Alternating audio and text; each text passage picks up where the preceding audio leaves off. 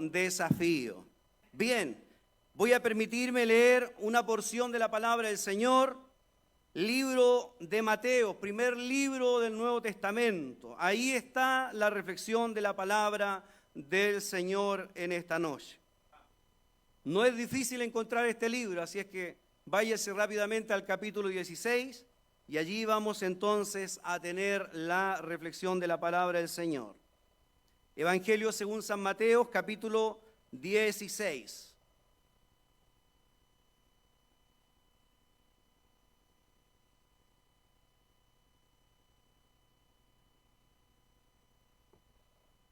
Por favor, solo un momento más, les invito a que puestos en pie en reverencia a la palabra del Señor, podamos tener a bien de oír esta lectura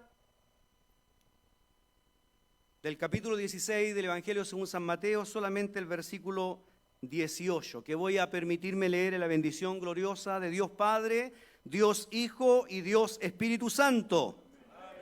Y yo también te digo que tú eres Pedro, y sobre esta roca edificaré mi iglesia, y las puertas del Hades no prevalecerán contra ella. Palabra del Señor. Por esto demostré glorias a Dios.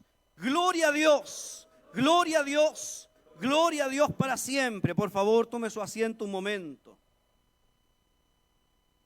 Hoy día brevemente voy a compartir con ustedes, amados hermanos, acerca de 3 verdades bíblicas que están muy bien plasmadas en este versículo de la palabra. Siempre hago hincapié en esto. Es un solo versículo de 31.104 versículos. Uno pudiera verdaderamente darse el tiempo de leer por último un capítulo cuando está predicando, pero esto es lo maravilloso de la palabra del Señor, de que un solo versículo puede bendecir tan profundamente nuestra vida, que verdaderamente Dios la puede transformar de una manera poderosa.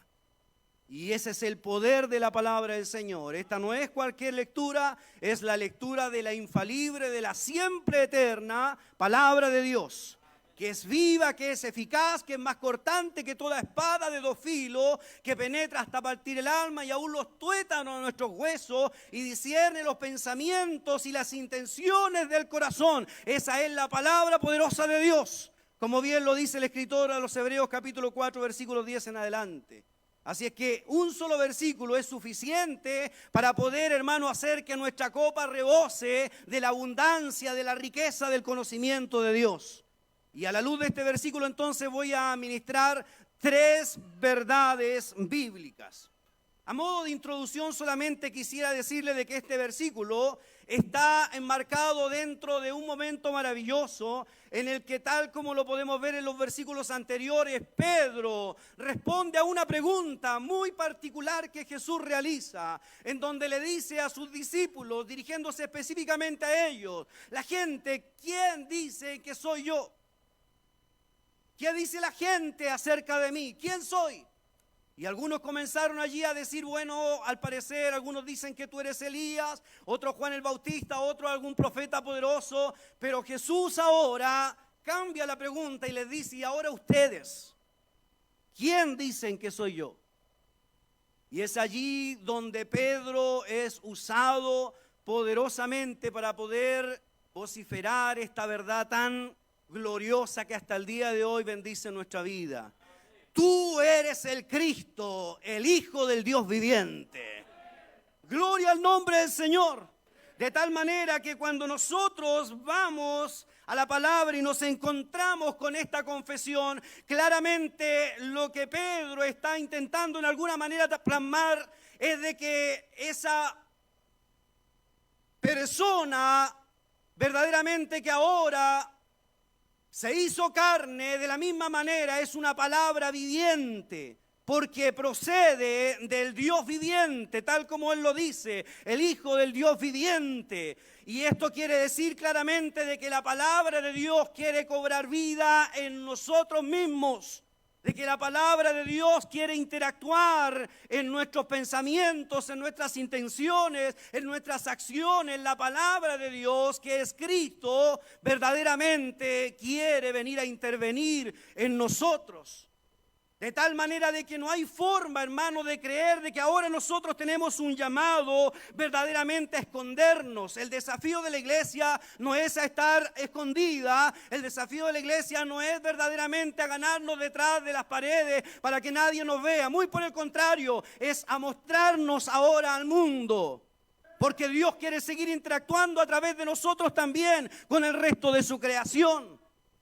Y esa es la razón por la cual nosotros nos encontramos en el capítulo 16, este mismo capítulo, el versículo 20. Fíjese que Jesús le encarga a sus discípulos diciéndole: no digan a nadie acerca de esto que hoy he compartido con ustedes. Y este versículo sin duda no se puede aplicar en este tiempo en el que nosotros estamos viviendo de esa manera. Porque no es tiempo verdaderamente de escondernos. No es tiempo de ocultarnos, es tiempo más bien de mostrarnos. Y más que verdaderamente mostrar el Evangelio, verdaderamente en palabras, el desafío total, el desafío pleno lo tenemos en poder mostrar el Evangelio en nuestras acciones. De tal manera que cada uno de ustedes, amados hermanos, en sus trabajos, en las universidades, en los liceos, en los colegios, en las calles, donde nos encontremos, debemos verdaderamente con nuestra vida mostrar esa obra poderosa que ha venido a ser este Cristo viviente, del cual Pedro habló en ese momento y el cual creemos que hoy está aquí en medio nuestro. Porque uno mayor que el templo está en este lugar y ese es Cristo Jesús. A Él entonamos alabanzas y a Él rendimos nuestra vida porque solo Él es digno de ser glorificado. Y esa es la razón por la cual nosotros nos encontramos claramente con esta historia maravillosa en la cual Pedro y Juan, cuando subían al templo, dice la palabra de que allí este paralítico les pide un par de monedas. Sin embargo, ellos, ante la imposibilidad de poder verdaderamente bendecirlo en esa área, entonces Pedro y Juan le dicen: míranos, míranos. Y ese es el camino, estimada iglesia, mostrarnos. No tenemos que escondernos. Usted no tiene que esconderse. Hace un par de días atrás escribí esta frase claramente que Dios trajo a mi corazón. Que el equilibrio verdadero que tenemos que materializar en nuestra vida como creyentes es justamente no avergonzarnos de Dios, pero por otro lado dejarnos vencer por la vergüenza de avergonzar a Dios. Que Dios nos bendiga, porque si usted verdaderamente dice ser cristiano, dice ser parte del cuerpo de la iglesia de Cristo, viva de esa manera, a la altura de lo que Dios desea y demanda de sus hijos, de su iglesia y de quienes desean seguirle. Que Dios nos bendiga. Ese es el desafío que tenemos como iglesia. 3 verdades bíblicas. La primera de ellas, a la luz de este versículo que estamos considerando, Cristo siempre reconoce nuestra labor. ¿Está de acuerdo con eso? Hermano, nadie mejor que Cristo va a reconocer nuestra labor, aunque quizás a lo mejor para el mundo nosotros pasemos desapercibidos, aunque nuestros nombres no estén en alguna placa, aunque verdaderamente, hermano, nadie conozca de lo que usted está haciendo, llegará un momento en el que el Señor, así como lo hizo con Pedro, volcará su mirada sobre su vida y le dirá de la misma manera: y yo también te digo que tú eres Juan, que tú eres Pedro, que tú eres Rosa, que tú eres María, que tú eres José, porque el Señor siempre va a reconocer nuestra labor. Y qué bueno es poder verdaderamente saber, hermano, de que hay alguien que está poniendo su mirada en nosotros. Ante la apatía de muchos, ante la indiferencia de muchos, el Dios eterno, el Dios soberano, creador de los cielos y de la tierra, tiene su mirada puesta personalmente sobre cada uno de nosotros. Por eso en esta oportunidad, en este momento maravilloso, se vuelca hacia Pedro y le dice: y yo también te digo que tú eres Pedro. Porque el Señor nos conoce por nuestro nombre. Oiga, hermano, el nombre de usted quizás no puede ser tan famoso, pero eso no importa. No le preocupe aquello, hermano, hermana, porque verdaderamente nuestros nombres ya están permanentemente delante de Dios, inscritos en el libro santo, en el cual un día serán abiertos y serán verdaderamente vociferados delante del Padre y de los ángeles. El nombre nuestro está siempre delante de Dios. Por eso el salmista decía, aunque afligido yo y necesitado esté, Jehová pensará en mí. Dios piensa en usted. Usted pensaba que nadie pensaba en usted. Dios piensa en usted. ¿Sabe por qué? Porque Dios siempre reconoce nuestra labor. Yo sé que aquí hay hermanos, hermanas que han dado mucho por el Señor, que verdaderamente han invertido mucho por el Señor y que Dios sabe solamente cuántas veces han derramado viejas lágrimas a altas horas de la noche, implorando la misericordia de Dios, el favor de Dios, muchas veces sobre alguna necesidad, sobre alguna familia. Y déjeme decirle, aunque nadie haya visto aquello, aunque su pastor no haya visto aquello, el pastor de los pastores está aquí presente y Él verdaderamente puede reconocer nuestra labor. Así es que no se desaliente. Bien dijo Jesús, os digo que ni aun un vaso de agua que deis en mi nombre pasará desapercibido. Es la promesa del Eterno, es la promesa de Dios. Este es uno de los versículos más mal interpretados que encontramos en la historia de la iglesia. Los verdaderamente otros grupos hacen alusión a que en esta declaración verdaderamente allí se dejó estipulado que Simón Pedro era el hombre sobre el cual se iba a fundamentar la iglesia de Cristo. Grave error doctrinal, porque si fuera así, váyase usted nomás a los primeros capítulos del libro de Hechos capítulo 10 y usted se va a dar cuenta de que allí hay un hombre como Pedro que verdaderamente está debatiéndose entre dos ideas. Primero, aceptar los desafíos que Dios tiene y por otro lado, seguir verdaderamente los desafíos personales que él como judío quería instaurar en aquella iglesia creciente. Y el Señor por 3 veces le muestra verdaderamente allí una revelación para hacerle entender de que era otro el camino, era otra la forma en la que él se iba a comenzar a mover entre los pueblos. Que Dios los bendiga. Y si usted se va al libro de Gálatas capítulo 2 versículo 11 se va a dar cuenta nuevamente de que allí está Pedro siendo confrontado públicamente por Pablo porque él estaba allí incurriendo en una falta terrible doctrinalmente. Así es que gracias a Dios que la iglesia de Cristo no está fundamentada en Pedro, sino más bien en la declaración que hace Pedro de que Jesucristo era el Hijo de Dios, el Cristo, el Mesías prometido, el Hijo del Dios viviente.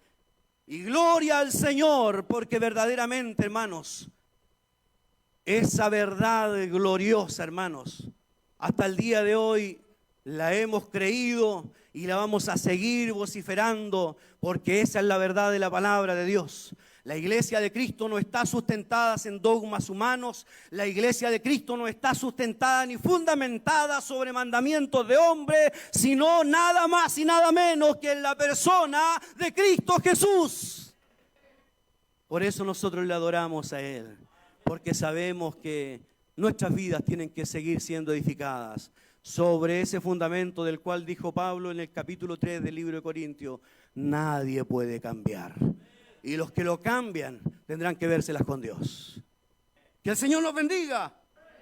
Y es por eso, hermano, que cuando nosotros vemos aquí que Pedro le dice verdaderamente al Señor: tú eres el Cristo, el Hijo del Dios viviente, entonces Jesús vuelca su mirada sobre él y le dice: y yo también te digo, Pedro, que eres bienaventurado, porque lo que tú acabas de decir no te lo reveló carne ni sangre, sino mi Padre que está en los cielos. Pero yo también te digo que tú eres Pedro. Mire qué tremendo, hermano, cómo el Señor reconoce verdaderamente que en ese momento la vida de Pedro había sido usada de una manera sobrenatural, que ni aun Pedro se lo creía. Porque Dios nos puede usar a nosotros, y aunque verdaderamente nuestro inicio haya sido pequeño, nuestro final puede ser grande si disponemos nuestra vida para honrar al Señor. El mensaje a las 7 iglesias del capítulo 2, del capítulo 3 del libro de Apocalipsis, último libro de la Biblia, nos revela claramente de que allí el Señor reconoce verdaderamente lo que cada una de estas iglesias estaba haciendo. Inclusive aquellas que no estaban caminando totalmente de acuerdo a la verdad. Pero aún allí el Señor reconoce de la misma manera toda la labor que ellos están realizando. A la iglesia de Éfeso nada más le dice: yo conozco tu arduo trabajo, tu paciencia, conozco tu esmero, conozco todo lo que has hecho verdaderamente y lo tengo delante de mí muy presente. Pero también tengo algo contra ti, que has dejado tu primer amor. Pero el reconocimiento está. ¿Sabe por qué? Porque Dios siempre va a reconocer nuestra labor. Y aunque aquí verdaderamente usted no reciba honores ni aplausos, ni ningún verdaderamente reconocimiento, las hermosas y las más maravillosas palabras están reservadas para que en aquel gran día final, de aquella gran reunión celestial, sean abiertos los libros y el Señor, así como Jesús mismo lo dejó plasmado en el capítulo 25, a partir del versículo 14 en adelante del libro de Mateos, le dirá a ustedes esas palabras maravillosas: bien, buen siervo y fiel, sobre poco has sido fiel, sobre mucho te pondré, entra en el gozo de tu Señor.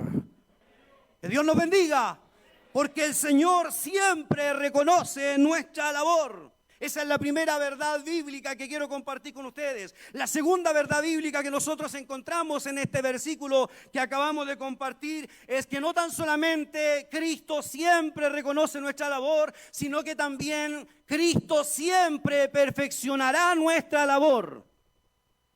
Así que los que crean que ya lo alcanzaron todo, perdieron el foco, perdieron el norte. Porque aquí todos nosotros, mientras estemos en esta vida, hemos verdaderamente de ser estimulados permanentemente por la palabra, a alcanzar un mayor nivel de consagración, de santidad, de perfección en el Señor.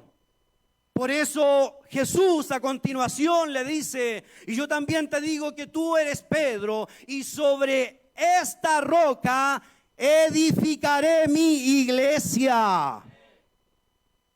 Fíjese que dice edificaré. Distinto hubiera sido si es que verdaderamente hubiese quedado otro verbo, otra palabra, hubiese dicho van a edificar mi iglesia, hubiera sido distinto. Sin embargo, aquí hay un compromiso personal de Cristo de decir con toda seguridad: este asunto está en mis manos, de este asunto me encargaré yo personalmente. Por eso Él dice: sobre esta roca, sobre la declaración que tú has hecho, edificaré mi iglesia.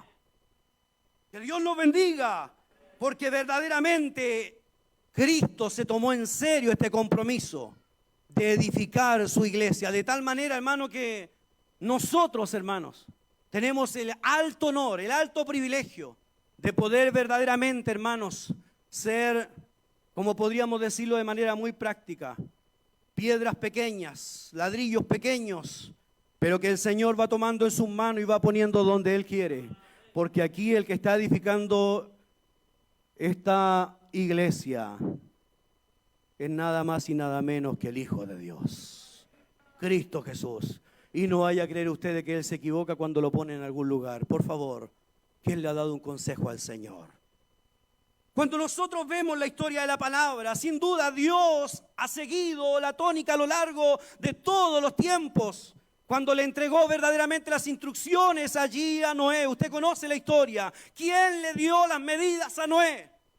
Porque verdaderamente si esa barca no se hundió, si esa arca verdaderamente pudo sostenerse sobre las aguas, no se debió en lo absoluto a la capacidad verdaderamente de cálculo que tenía Noé. Muy por el contrario, todas esas medidas, todo ese diseño fueron dados directamente por Dios. Y la barca no se hundió. Que Dios nos bendiga. Y de la misma manera, cuando Moisés recibe la instrucción para poder confeccionar el arca del pacto, usted verdaderamente puede encontrarse en la palabra muy claramente de que el Señor personalmente le dice a Moisés cómo tenía que hacerlo, qué madera tenía que utilizar, qué elementos tenía que utilizar para que verdaderamente todo pudiera estar de acuerdo al diseño divino. Que Dios nos bendiga. Y cuando se construye el templo, usted verdaderamente ha leído la historia, El pastor que leía el devocional hace un momento hacía parte, mención acerca de esto. Capítulo 28, versículo 19, el primer libro de Crónica. Mire lo que le dice David cuando estaba a punto de morirse a su hijo. Le dice: todas estas cosas, Salomón, me fueron trazadas por la mano de Jehová, el cual me hizo entender todas las obras del diseño para que acabe la obra de la casa de Jehová. De tal manera que David le dice: el diseño de todo esto que tú tienes que edificar me vino directamente de la mano de Dios y yo te lo entrego a ti. Y por eso es que fue un templo perfecto. Que Dios nos bendiga. Y el diseño de la iglesia, ¿quién lo entregó? ¿Los apóstoles? La iglesia primitiva, los hermanos, los 120 que estaban allí en Pentecostés, o los 500 hermanos que estaban allí reunidos en una de las últimas apariciones en donde verdaderamente el Señor, después de su resurrección, estuvo presente. Nada de eso, hermanos. El diseño de la iglesia lo entregó Cristo Jesús. Y por eso es que hay garantía de que esto va por el camino correcto. Hay garantías reales de que esto verdaderamente va por el camino correcto. Así es que cuando usted hable de la iglesia de Cristo, tiene que tener sus cuidados, tiene que tener sus resguardos, porque la iglesia de Cristo es un cuerpo vivo verdaderamente que es perfecto. Y Cristo ya en este momento pudiera venir por su iglesia a llevársela. Pero ¿por qué Él no viene? Como bien lo dice 2 de Pedro 3:9. El Señor no retarda su promesa, según algunos la tienen por tardanza, sino que Él es paciente, no queriendo que ninguno se pierda, mas que todos procedan al arrepentimiento. Esa es la razón por la cual Cristo no ha venido todavía. Pero en los tiempos de Pablo, inclusive, Cristo pudo venir por su iglesia. Por eso Pablo dice en 1 de Tesalonicenses capítulo 4, versículos 13 en adelante al 18, pero específicamente el 17, 18 le dice: y luego nosotros, los que vivimos, los que hayamos quedado, seremos arrebatados juntamente con ellos para recibir al Señor en las nubes, y así estaremos para siempre con el Señor. Porque en ese tiempo Cristo pudo haber venido por su iglesia. Sin embargo, su paciencia fue para la salvación de nosotros. Y si hoy no viene, es por la salvación de quienes están fuera. Pero el diseño de la iglesia lo entregó Cristo. Y aunque pase toda una generación más, ese diseño permanecerá intacto. Perfecto. Así es que aquel predicador te diga que la iglesia está verdaderamente con sus vestiduras arrugadas, manchadas, no lo escuche. No lo escuche. Y si hay un pastor aquí que tiene verdaderamente un predicador así, no le dé más predicaciones. Porque la iglesia de Cristo es perfecta. ¿Cuántos son parte de la iglesia de Cristo? Todos nosotros, los que hemos creído en Cristo y los que a lo largo de toda esta historia, desde que Cristo comenzó su ministerio, han creído en Él como el único Señor y Salvador personal. Ese es el diseño de la iglesia. Verdaderamente Cristo lo entregó verdaderamente a sus apóstoles, y sus apóstoles pudieron plasmarlo de manera tan latente en la palabra y tan potente en las escrituras, que hoy nosotros solamente replicamos sus enseñanzas. Hace un par de días atrás hablaba con un líder y me preguntaba acerca de cuáles son las condiciones para verdaderamente poder alcanzar la gracia, alcanzar la salvación. Yo le decía: mira, Hechos 16:31, ahí está la clave. Cree en el Señor Jesucristo y será salvo, punto, nada más. ¿Para qué nos complicamos tanto? Lo demás lo hará el Señor.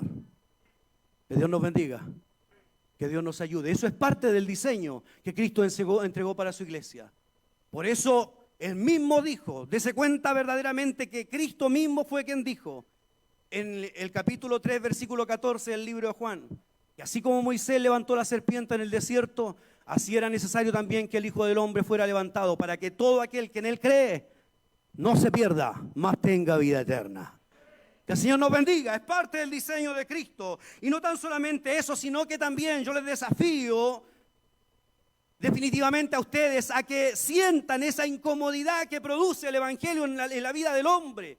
Tenemos que sentirnos incómodos nosotros, hermanos. No podemos verdaderamente nosotros sentirnos cómodos cuando la palabra nos esté hablando. No podemos sentirnos nosotros verdaderamente cómodos cuando el Señor nos esté ministrando a través inclusive de un niño. Usted tiene que sentir esa incomodidad, porque el Evangelio de Cristo viene a transformar justamente toda aquella parte humana nuestra, aquella parte carnal, y viene verdaderamente a traernos la vida divina, la vida eterna verdaderamente en plenitud a nosotros.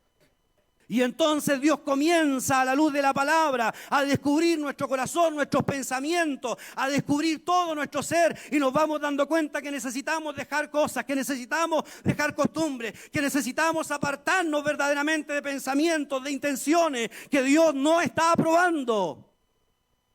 El Evangelio tiene verdaderamente que incomodarnos. Por eso cuando Jesús dice: sobre esta roca edificaré mi iglesia, cuando usted escuche la palabra, es Cristo que le está hablando. No vaya a creer usted que el pastor preparó un mensaje porque justo iba a venir usted. No, no, no, por favor. Eso es lo que el enemigo le hace creer. Pero cuando hay un siervo de Dios en este lugar, y vuelvo a repetir, aunque sea un niño y está predicando la palabra del Señor, es Cristo que quiere perfeccionar su vida.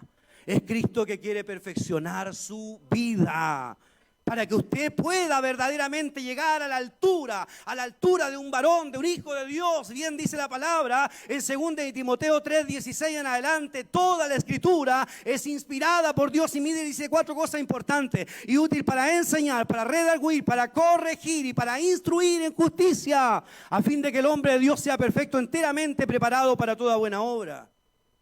Que Dios nos bendiga.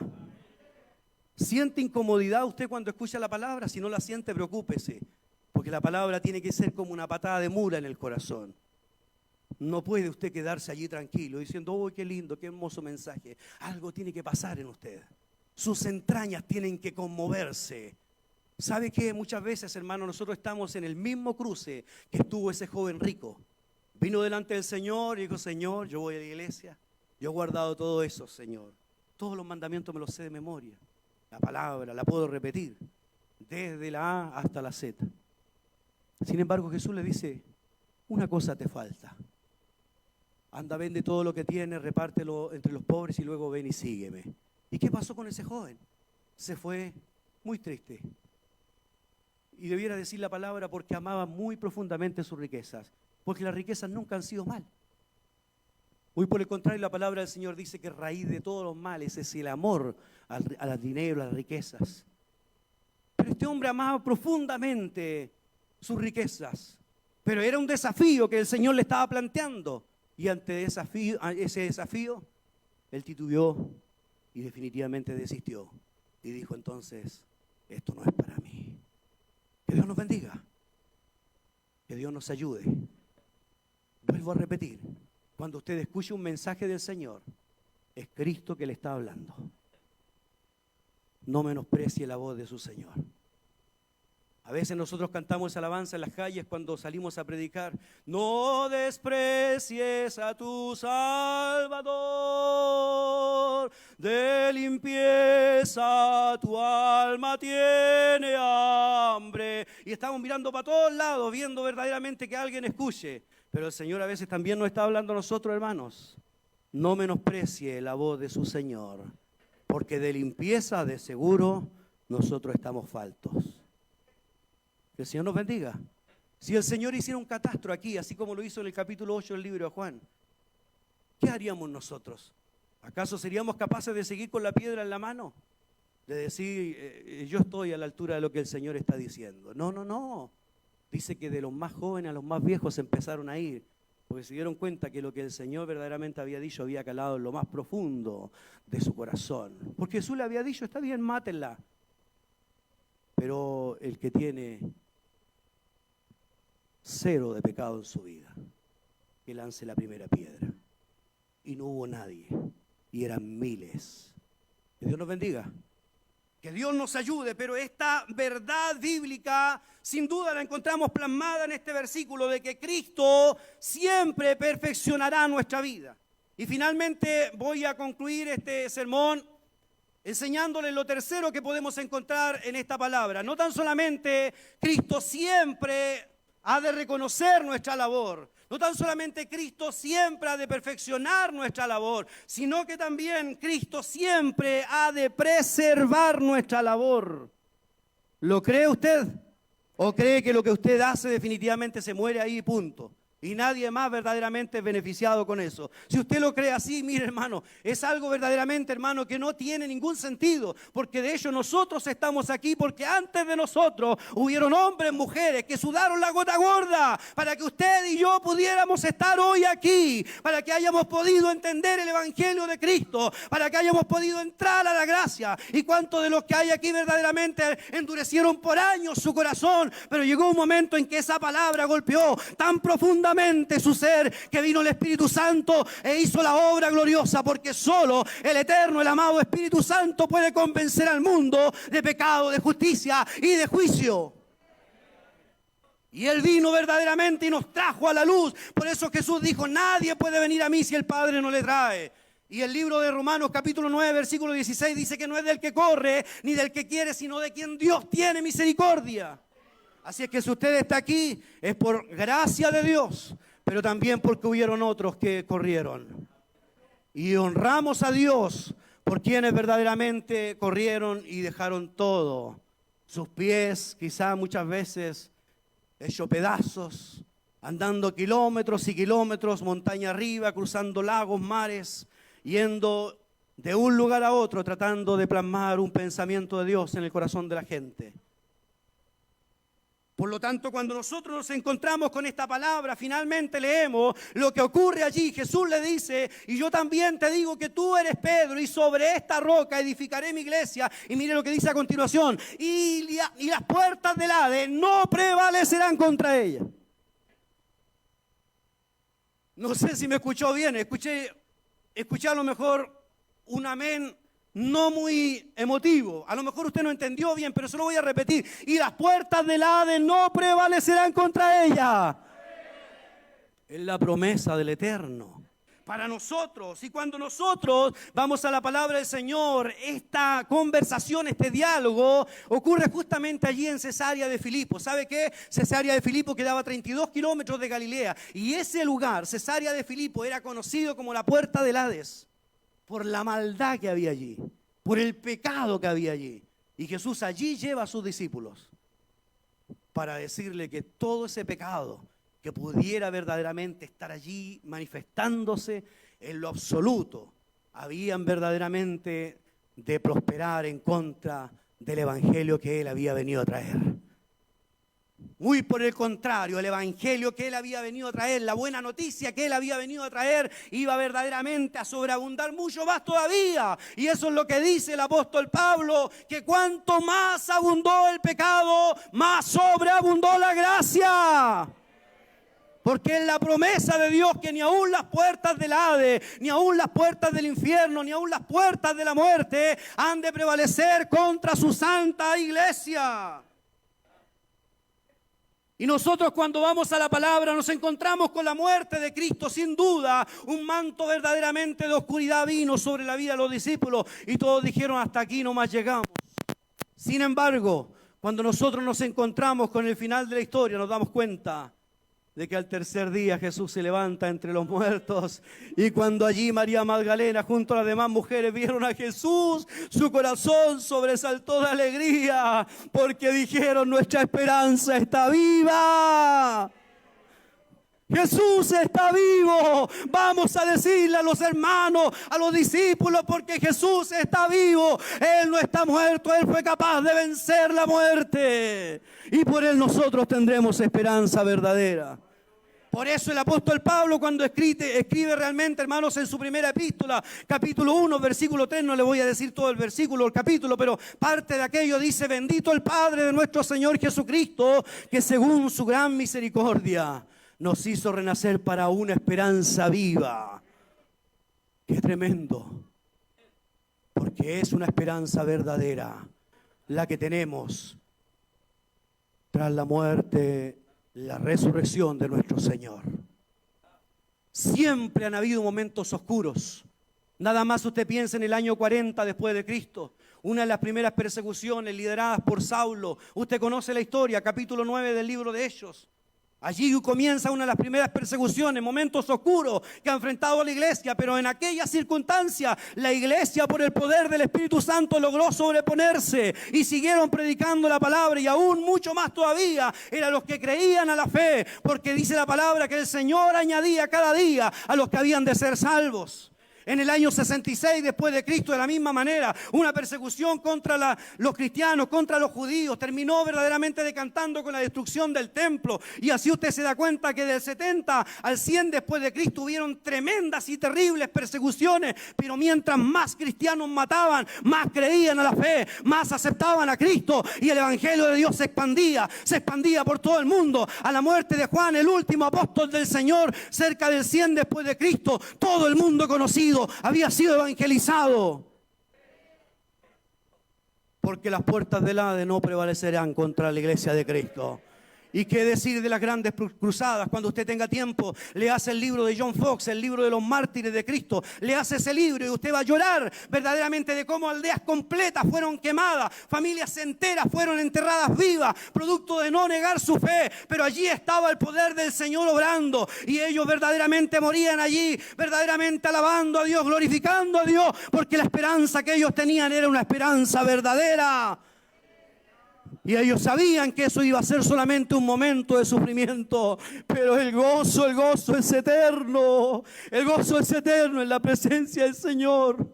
En ese lugar en donde las calles de oro, mar de cristal, si pudiéramos en parte verdaderamente describir aquel maravilloso lugar, allí no hay muerte, no hay dolor, no hay trabajo, no hay preocupación, no hay enfermedad en ese lugar. En la misma presencia de Dios será gozo eterno sobre nuestras cabezas. Siempre han habido mantos de oscuridad. En el año 1517, usted conoce la historia. Este gran hombre de Dios usado de la misma manera, porque aparentemente las tinieblas estaban avanzando a grandes niveles, a grandes escalas. Sin embargo, Dios siempre se provee de hombres, como bien lo decía mi pastor que me antecedía. Dios siempre se provee de hombres, de mujeres que podrán verdaderamente levantar su voz para poder glorificar a Dios en su vida. Y allí está Martín Lutero clavando ese 31 de octubre del año 1517 de las 95 tesis, en donde comienza una reforma que ya llevamos más de 500 años. Y aquí estamos. Y en nuestro país en el año 1900 era el 1% de evangélicos. Hoy en día somos el 20% a nivel nacional, el 27% a nivel regional. Y aquí en Lo Comuna somos el 33%. Y eso damos gloria a Dios, porque sabemos con toda la seguridad de que ese número va a seguir creciendo. Ese número va a seguir aumentando. Y en Chile y en Latinoamérica Dios se seguirá glorificando, porque el Dios verdaderamente de la iglesia está presente. Siempre ha estado, siempre va a estar presente.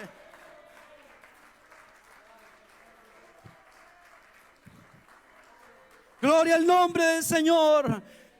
La obra que comenzaron estos grandes hombres, Pedro fue uno de ellos. Los apóstoles fueron sin duda otros de ellos.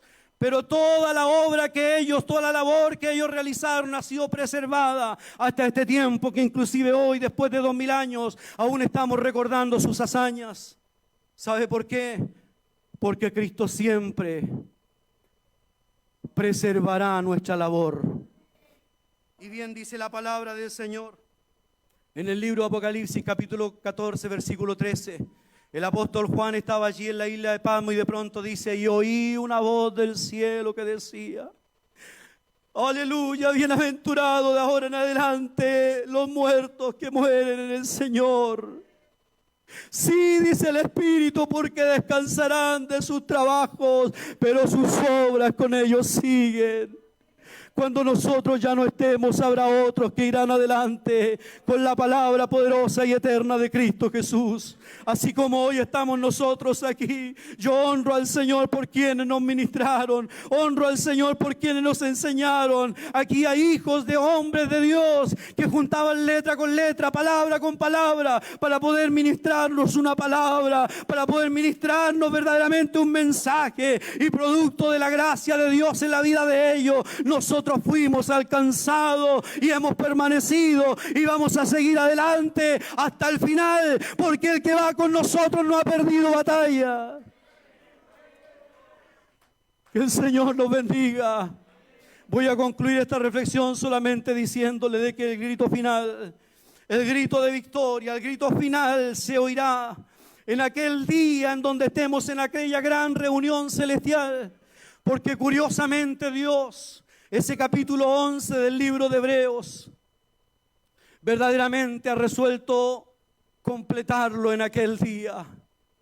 Y yo recuerdo verdaderamente esas palabras, que son palabras de bendición. Y dice la palabra, ¿y qué más digo?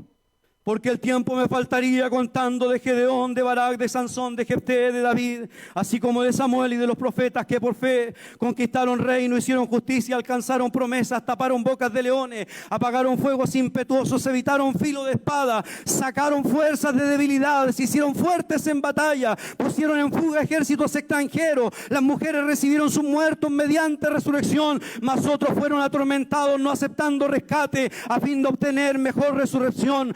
Otros experimentaron vituperios y azotes, y a más de esto prisiones y cárceles, fueron apedreados, aserreados, puestos a prueba, muertos a filo de espada, anduvieron de allá para acá, cubiertos, dice, de pieles de oveja y de cabras, pobres, angustiados, maltratados, hombres de los cuales el mundo no era digno, errando por los desiertos, por los montes, por los cuales, dice la palabra del Señor, ellos iban de cavernas en cavernas escondiéndose, y dice, por estos, aunque alcanzaron buen testimonio mediante la fe, no recibieron lo prometido, proveyendo Dios de alguna cosa mejor, para que ellos no fuesen perfeccionados aparte de nosotros. Esa lista aún no se ha terminado.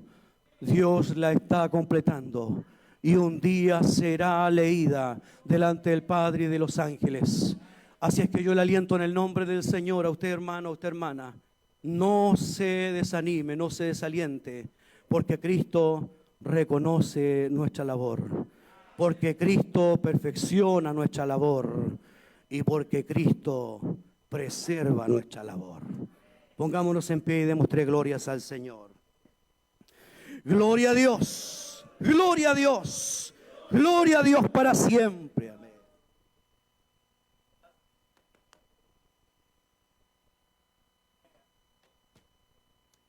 Amén, gloria al Señor, hermosa y poderosa palabra de Dios.